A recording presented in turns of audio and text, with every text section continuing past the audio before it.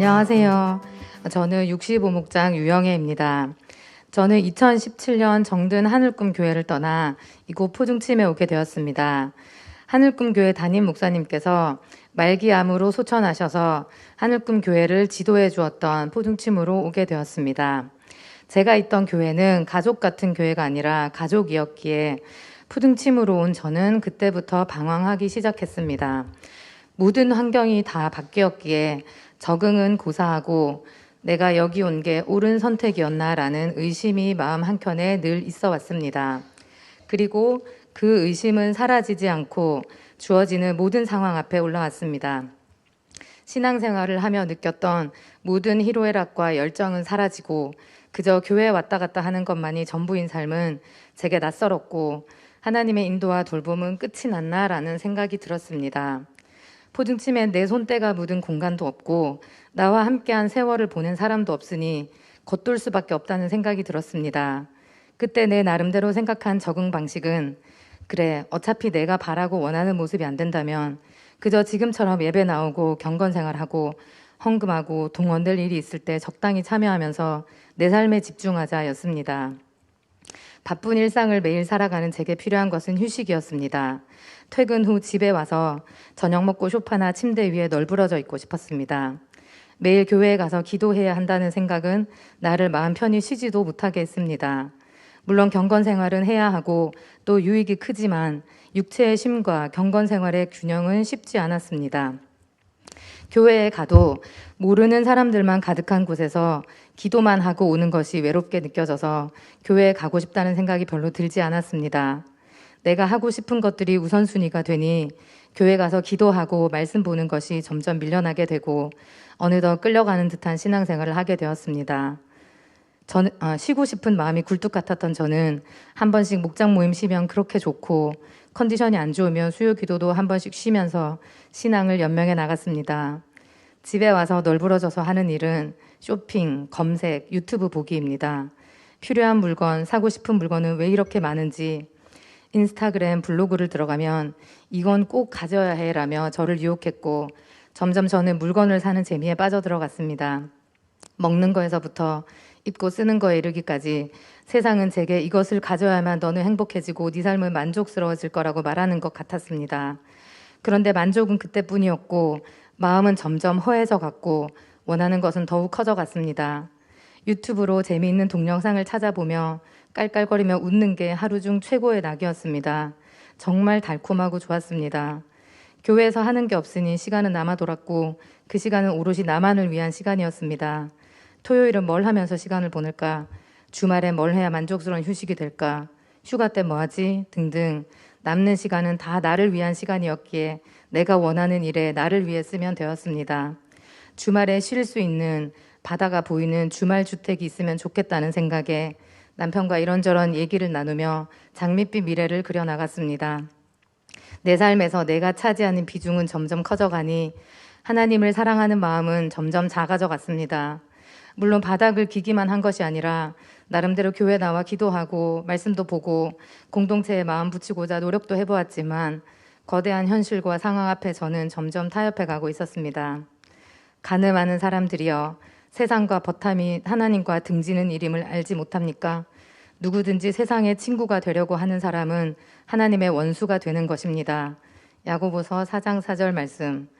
하나님이 작아지고 나는 점점 커지니 삶은 점점 메말라갔고 하나님께 반응하고 순종하는 삶은 불가능한 영역이 되어갔습니다. 하나님께서 어떤 마음을 주셔도 내가 너무 크니 순종하기 싫고 순종할 힘도 없었습니다. 그러던 어느 날 직장에서 2년에 한 번 하는 건강검진 날이 임박해서 6월 마지막 주 토요일에 병원을 가게 되었습니다.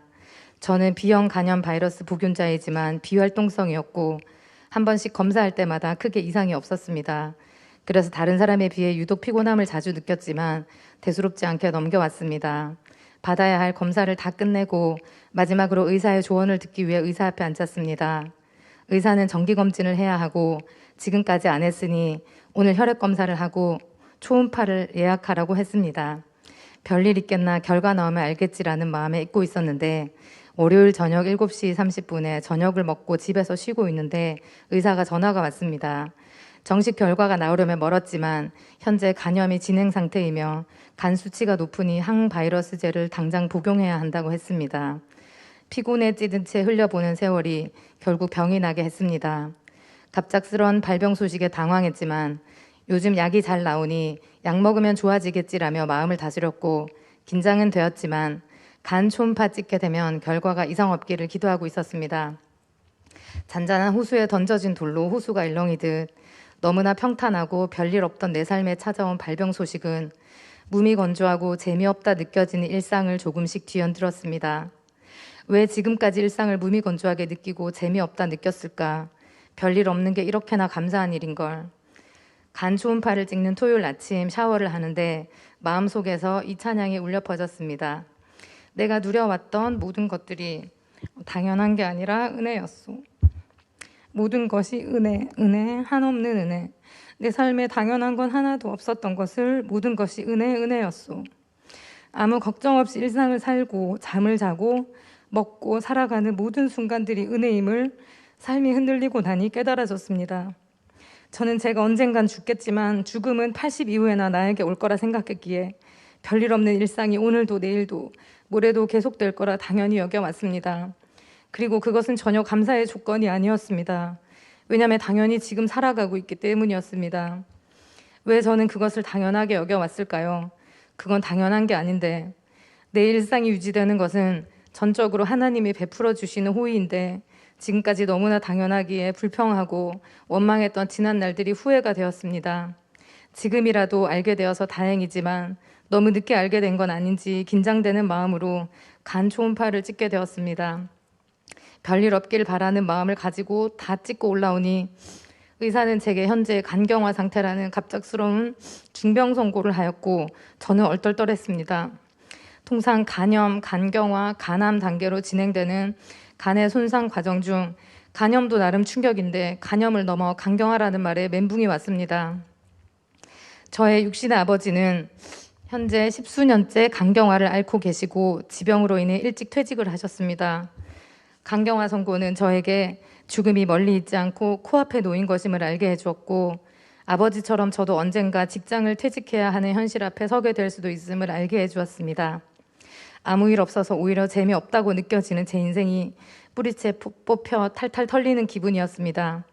그동안 내가 원하는 대로 내가 하고 싶은 대로 살아왔던 시간들이 탈탈 털리고 내 삶을 잠식해왔던 육신의 정욕, 안목의 정욕, 이생의 자랑이 탈탈 털려나가는 것 같았습니다.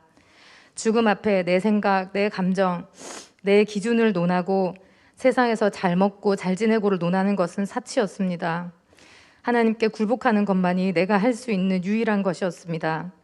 하나님은 간경화 선고를 통해 저에게 굴복과 겸손을 가르쳐 주셨습니다. 하나님께서 원하시면 언제든지 이 땅을 떠나야 하는 오직 은혜로만 지탱되고 유지되는 내 삶을 보게 해주셨습니다.